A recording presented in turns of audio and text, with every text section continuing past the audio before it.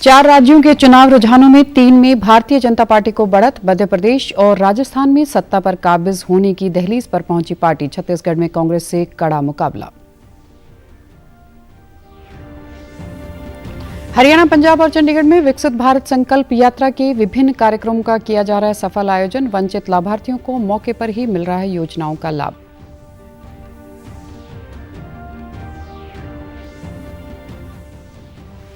और पंजाब राजभवन में मनाया गया असम राज्य का स्थापना दिवस। राज्यपाल ने कहा, राज्यों के स्थापना दिवस कार्यक्रमों से राष्ट्रीय एकता की भावना हो रही है मजबूत।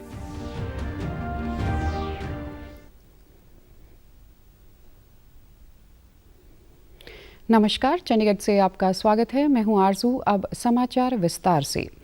मध्य प्रदेश, राजस्थान और छत्तीसगढ़ में वोटों की गिनती में रुझान दिखाई दे रहे हैं। भारतीय जनता पार्टी सरकार बनाती दिख रही है। मध्य प्रदेश में प्रचंड बहुमत के साथ एक बार फिर भाजपा सत्ता पर काबिज होने जा रही है।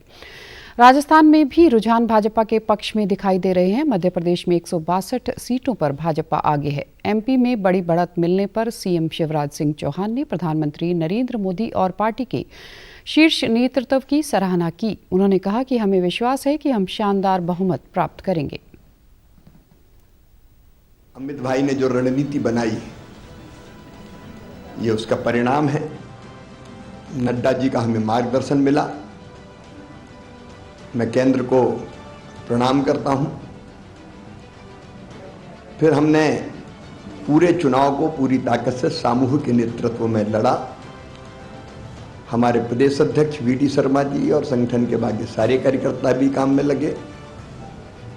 और सबसे बड़ी एक बात और है कि डबल इंजन की सरकार, नरेंद्र मोदी जी का आशीर्वाद सदैव मध्य प्रदेश को मिला, तो केंद्र सरकार की योजनाओं का भी आदर्श क्रियान्वयन हमने मध्य प्रदेश में किया।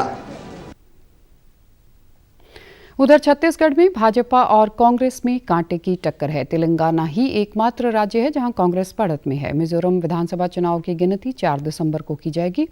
इन चारों राज्यों में शांति और सुरक्षा व्यवस्था बनाए रखने के लिए पुलिस के साथ साथ सीआरपीएफ और आरएसी की टुकड़ियां गिनती केंद्रों पर तैनात की गई हैं। सोमवार को संसद के शीतकालीन सत्र के शुरू होने से पहले सरकार की ओर से सर्वदलीय बैठक बुलाई गई, जिसमें रक्षा मंत्री राजनाथ सिंह, संसदीय कार्य मंत्री प्रहलाद जोशी सहित विभिन्न दलों ने शिरकत की। सरकार ने 19 विधेयकों को अपने एजेंडे में जगह दी है। वहीं विपक्षी दल सरकार को कई अन्य मुद्दों पर घेरने की बात कह रहे हैं। इस मौके पर संसदीय कार्य मंत्री प्रहलाद जोशी ने कहा कि सत्ता पक्ष और सरकार की सभी अहम विषयों पर नियमों के तहत चर्चा को तैयार है। कॉलिंग अटेंशन के लिए और 0 ओवर के लिए ऐसे कुछ उनका डिमांड है। 0 ओवर तो हम चलाते ही आए हैं। दोनों सदनों में 0 ओवर तो हम ऑलमोस्ट 99% रेगुलरली हमने चलाते आए हैं। शॉर्ट ड्यूरेशन का भी चर्चा चला है, लेकिन हमने इतना ही कहा है, शॉर्ट ड्यूरेशन जब चर्चा आप चाहते हो, आप स्ट्रक्चर डिबेट के लिए एक माहौल बनाए रखना भी आपका जिम्मेदारी है। ऐसे हम भी निवेदन किए, हम चर्चा के लिए तैयार है। उन्होंने बताया कि इस सत्र के दौरान कुल 19 विधेयकों को सूचीबद्ध किया गया है। बैठक में टीएमसी, सपा, जेडीयू सहित तमाम विपक्षी दलों के नेताओं ने अपनी बात रखी। विपक्षी दलों ने महंगाई, जातिगत गणना, बेरोजगारी सहित तमाम विषयों पर चर्चा की मांग की है। यह सत्र 4 दिसंबर से शुरू होकर 22 दिसंबर तक चलेगा। मौजूदा लोकसभा का यह अंतिम पूर्णकालिक सत्र है, इसलिए सत्ता पक्ष हो या विपक्ष, दोनों के लिए यह बेहद खास रहने की उम्मीद है। हरियाणा के हर जिले में विकसित भारत संकल्प यात्रा कार्यक्रम का सफल आयोजन किया जा रहा है। इस कार्यक्रम में हर जिले के लोग उत्साह के साथ हिस्सा ले रहे हैं। इस दौरान लोगों के लिए सरकारी योजनाओं की जानकारी के अलावा हेल्थ कैंप और रंगारंग कार्यक्रमों का भी आयोजन किया जा रहा है। प्रधानमंत्री नरेंद्र मोदी के नेतृत्व में विकसित भारत संकल्प यात्रा की शुरुआत 15 नवंबर से की गई थी और हरियाणा में मुख्यमंत्री मनोहर लाल की अध्यक्षता में फरीदाबाद के बलोच गांव से संकल्प यात्रा रथ को रवाना किया गया था। विकसित भारत संकल्प यात्रा को हरियाणा में जनसंवाद कार्यक्रम के साथ जोड़ा गया है। इस कार्यक्रम का मुख्य उद्देश्य केंद्र और राज्य सरकार की उपलब्धियों को जन जन तक पहुंचाना है। विकसित भारत संकल्प यात्रा के तहत पंजाब के राज्यपाल व यूटी प्रशासक बनवारी लाल पुरोहित ने कल रोपड़ जिले के गांव रोड माजरा में लगाए गए कैंप में विशेष तौर पर शिरकत की।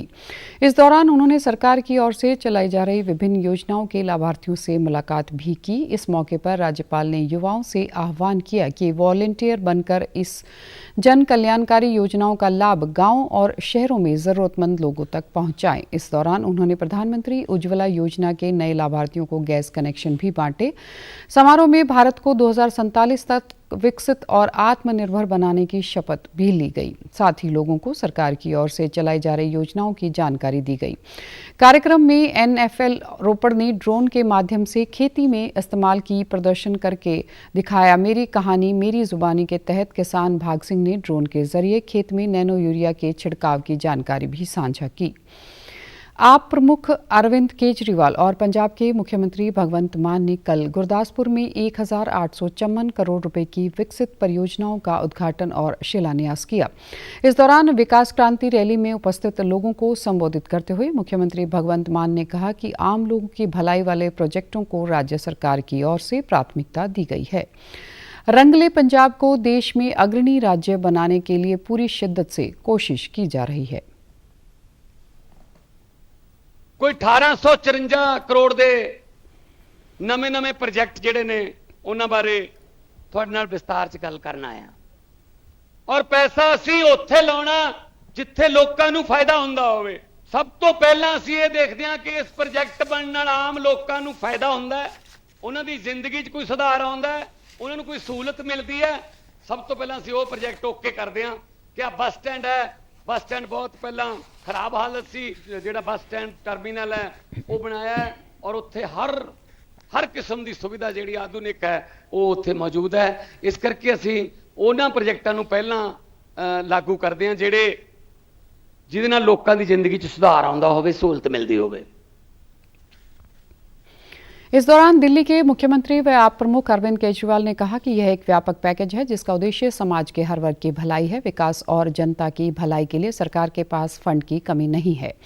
भगवंत मान के नेतृत्व में पंजाब हर क्षेत्र में नई बुलंदियां छू रहा है और यह अपने आप में एक रिकॉर्ड है। हरियाणा के मुख्यमंत्री मनोहर लाल ने कल चंडीगढ़ में ऑडियो कॉन्फ्रेंसिंग से सीएम की विशेष चर्चा कार्यक्रम में अमृतकाल के 4 स्तंभों में से एक युवा शक्ति से संवाद किया। इस मौके पर करीब 22,000 युवाओं ने सीएम के साथ चर्चा में सक्रिय रूप से भाग लिया। इस मौके पर मुख्यमंत्री ने कहा कि अमृतकाल में भारत को एक विकसित राष्ट्र बनाने के सपने को साकार करने के लिए हमें 4 अमृत स्तंभों युवा शक्ति, नारी शक्ति, हमारे किसान और मध्यम एवं गरीब वर्ग को और मजबूत करना होगा। देशों में कैसे पहुंच सकें, इसकी योजना समाज के हर वर्ग के सामने और प्रधानमंत्री जी ने रखी है। विशेष तौर पर युवाओं से बहुत बड़ी अपेक्षा की गई है कि हमारे देश का युवा बहुत ही संघर्षशील है, बहुत ही टैलेंटेड है, बहुत परिश्रमी है और अगर उसको आह्वान किया जाए तो निश्चित रूप से वो आगे बढ़ सकता है। सामाजिक परिवर्तन लाने में और समाज में एक सकारात्मक प्रभाव डालने की अपार क्षमता हमारा जो युवा कार्यबल वो ये रखता है। सीएम ने कहा कि make in India, skill India, digital India, stand up India और स्टार्टअप इंडिया जैसे अनेक कार्यक्रम युवाओं को रोजगार के अवसर प्रदान करने के लिए, स्वयं रोजगार के लिए हुनरमंद बनाने और डिजिटल दक्ष बनाने और अपना कारोबार शुरू करने में सक्षम बनाने में कारगर सिद्ध हो रहे हैं। सीएम ने युवाओं को सफलता के मूल मंत्र देते हुए कहा कि जीवन में अपने लक्ष्य को ध्यान में रखें, सकारात्मक सोचें, अनुशासित व धैर्यवान रहें और समय का सदुपयोग कर देश व समाज सेवा के लिए समर्पित रहें। युवाओं को एक नई ताकत देने के लिए, सकारात्मक दिशा में आगे बढ़ने के लिए कई नए कार्यक्रम प्रधानमंत्री जी ने शुरू किए हैं, जैसे make in India, skill India, digital India, stand up India और स्टार्टअप इंडिया जैसे अनेक कार्यक्रम ये देश को दिए हैं। और इस बात की प्रसन्नता भी है कि बड़ी संख्या में हमारे युवक इन चीजों का लाभ स्वरोजगार के नाते से और वो उठा रहे हैं। सीएम ने कहा कि हरियाणा में स्टार्टअप संस्कृति को बढ़ावा देने के लिए नई नीति बनाई गई है। इसके तहत युवाओं को आर्थिक व तकनीकी सहायता देकर उन्हें प्रोत्साहित किया जा रहा है। हरियाणा के पानीपत जिले में संत निरंकारी मिशन के आध्यात्मिक केंद्र में नशा मुक्ति अभियान के तहत एक कार्यक्रम का आयोजन किया गया। इस कार्यक्रम में हरियाणा के मुख्यमंत्री मनोहर लाल ने उपस्थित युवाओं और अन्य को संबोधित करते हुए कहा कि समाज में फैली बुराइयों को दूर करने में निरंकारी मिशन लगातार काम कर रहा है। मुख्यमंत्री ने कहा कि युवाओं में ऊंची उड़ान भरने का जोश रहता है, उन्हें हुनर व कौशल के माध्यम से प्रयास करना चाहिए। लक्ष्य हासिल न होने पर कठिनाइयां शुरू हो जाती हैं, जो धीरे धीरे तनाव में तब्दील हो जाती हैं। इस स्थिति में गलत व्यक्तियों की संगति व नशे का सेवन उन्हें आगे बढ़ने से रोकता है।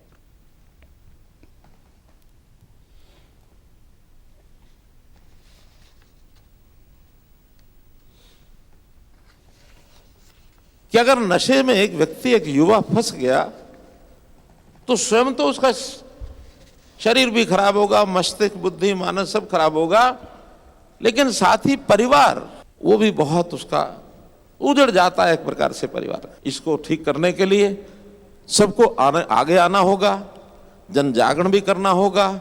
जो गलत आदत में फंस गए हैं आदत में, उसको डी एडिक्शन सेंटर पर ले जाकर के आदत छुड़ानी होगी। और सरकारों को जानकारी यदि आप दे सकें कि जो सप्लाई चेन है वो कहां से शुरू होता, कौन देता, कौन खरीदता, कौन बेचता, इनकी जानकारियां देंगे तो उनकी कमर भी हम तोड़ेंगे।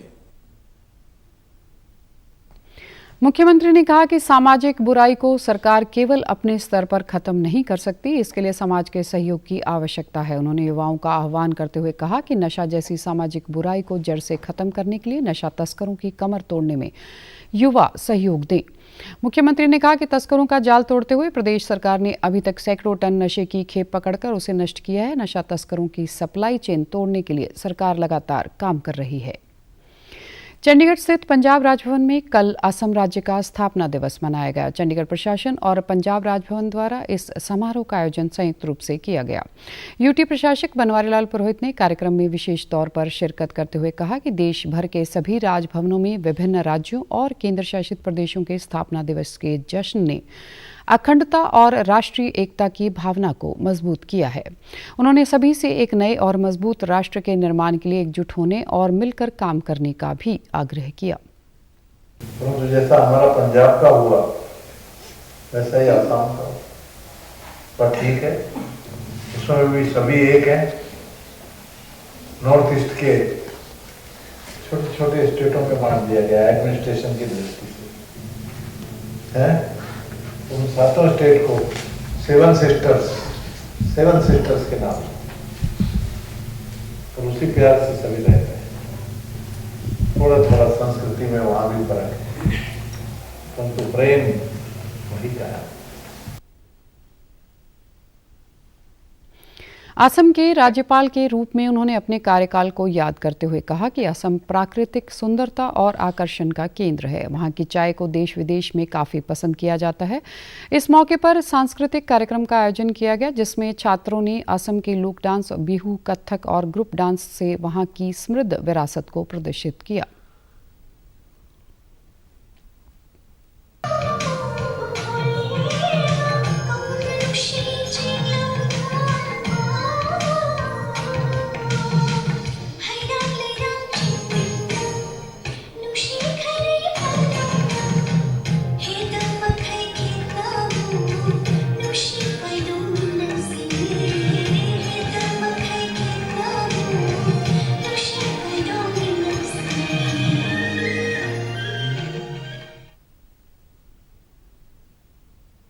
अब खबरें फटाफट।